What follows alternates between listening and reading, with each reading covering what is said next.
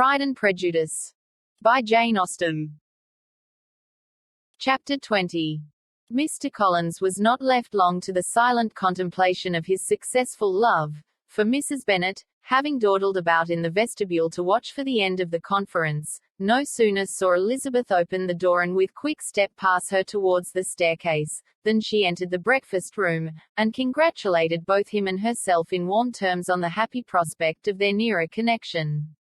Mr. Collins received and returned these felicitations with equal pleasure, and then proceeded to relate the particulars of their interview, with the result of which he trusted he had every reason to be satisfied, since the refusal which his cousin had steadfastly given him would naturally flow from her bashful modesty and the genuine delicacy of her character.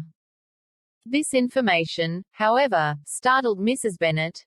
She would have been glad to be equally satisfied that her daughter had meant to encourage him by protesting against his proposals, but she dared not believe it, and could not help saying so. But, depend upon it, Mr. Collins, she added, that Lizzie shall be brought to reason. I will speak to her about it directly. She is a very headstrong, foolish girl, and does not know her own interest, but I will make her know it. Pardon me for interrupting you, madam, cried Mr. Collins, but if she is really headstrong and foolish, I know not whether she would altogether be a very desirable wife to a man in my situation, who naturally looks for happiness in the marriage state.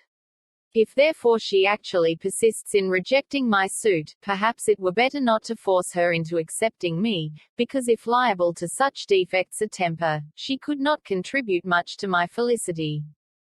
Sir, you quite misunderstand me, said Mrs. Bennet, alarmed. Lizzie is only headstrong in such matters as these. In everything else she is as good-natured a girl as ever lived. I will go directly to Mr. Bennet, and we shall very soon settle it with her, I am sure. She would not give him time to reply, but hurrying instantly to her husband, called out as she entered the library, "Oh, Mr. Bennet, you are wanted immediately, we are all in an uproar. You must come and make Lizzie marry Mr. Collins, for she vows she will not have him, and if you do not make haste he will change his mind and not have her." Mr. Bennet raised his eyes from his book as she entered, and fixed them on her face with a calm unconcern which was not in the least altered by her communication. "I have not the pleasure of understanding you," said he, when she had finished her speech. "Of what are you talking?" "Of Mr. Collins and Lizzie. Lizzie declares she will not have Mr. Collins, and Mr. Collins begins to say that he will not have Lizzie. And what am I to do on the occasion? It seems an hopeless business. Speak to Lizzie about it yourself. Tell her that you insist upon her marrying him. Let her be called down. She shall hear my opinion." Mrs. Bennet rang the bell, and Miss Elizabeth was summoned to the library. "Come here, child," cried her father as she appeared. "I have sent for you on an affair of importance. I understand that Mr. Collins has made you an offer of marriage. Is it true?" Elizabeth replied that it was. "Very well. And this offer of marriage you have refused?" "I have, sir." "Very well. We now come to the point. Your mother insists upon your accepting it. Is it not so, Mrs. Bennet?" "Yes. Or I will never see her again.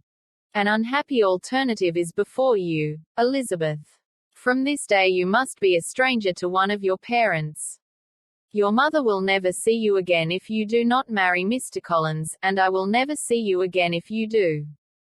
Elizabeth could not but smile at such a conclusion of such a beginning, but Mrs. Bennet, who had persuaded herself that her husband regarded the affair as she wished, was excessively disappointed. "What do you mean, Mr. Bennet, in talking this way? You promised me to insist upon her marrying him." "My dear," replied her husband, "I have two small favors to request. First, that you will allow me the free use of my understanding on the present occasion, and secondly, of my room. I shall be glad to have the library to myself as soon as may be." Not yet, however, in spite of her disappointment in her husband, did Mrs. Bennet give up the point. She talked to Elizabeth again and again, coaxed and threatened her by turns. She endeavored to secure Jane in her interest, but Jane, with all possible mildness, declined interfering, and Elizabeth, sometimes with real earnestness, and sometimes with playful gaiety, replied to her attacks. Though her manner varied, however, her determination never did. Mr. Collins, meanwhile, was meditating in solitude on what had passed. He thought too well of himself to comprehend on what motives his cousin could refuse him, and though his pride was hurt, he suffered in no other way. His regard for her was quite imaginary, and the possibility of her deserving her mother's reproach prevented his feeling any regret. While the family were in this confusion, Charlotte Lucas came to spend the day with them.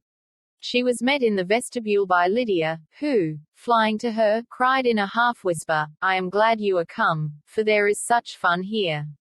What do you think has happened this morning? Mr. Collins has made an offer to Lizzie, and she will not have him." Charlotte hardly had time to answer, before they were joined by Kitty, who came to tell the same news, and no sooner had they entered the breakfast room, where Mrs. Bennet was alone, than she likewise began on the subject, calling on Miss Lucas for her compassion, and entreating her to persuade her friend Lizzie to comply with the wishes of all her family. "Pray do, my dear Miss Lucas," she added in a melancholy tone, "for nobody is on my side, nobody takes part with me. I am cruelly used, nobody feels for my poor nerves." Charlotte's reply was spared by the entrance of Jane and Elizabeth. "Aye, there she comes," continued Mrs. Bennet, looking as unconcerned as may be, and caring no more for us than if we were at York, provided she can have her own way. "But I tell you, Miss Lizzie, if you take it into your head to go on refusing every offer of marriage in this way, you will never get a husband at all, and I am sure I do not know who is to maintain you when your father is dead. I shall not be able to keep you, and so I warn you. I have done with you from this very day. I told you in the library, you know, that I should never speak to you again, and you will find me as good as my word. I have no pleasure in talking to undutiful children. Not that I have much pleasure, indeed, in talking to anybody.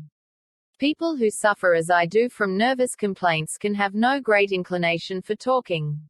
Nobody can tell what I suffer. But it is always so. Those who do not complain are never pitied."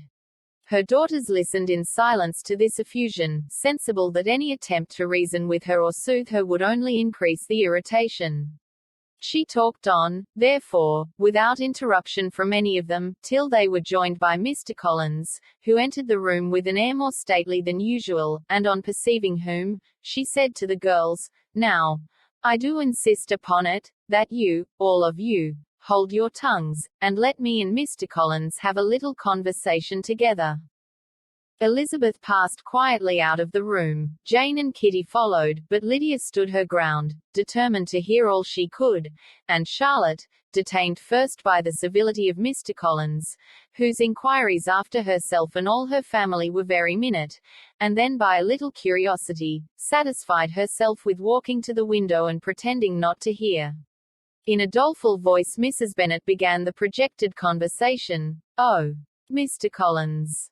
"My dear madam," replied he, "let us be forever silent on this point.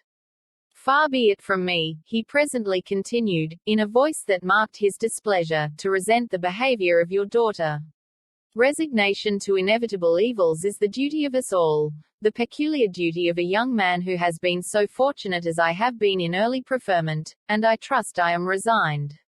Perhaps not the less so from feeling a doubt of my positive happiness had my fair cousin honored me with her hand, for I have often observed that resignation is never so perfect as when the blessing denied begins to lose somewhat of its value in our estimation.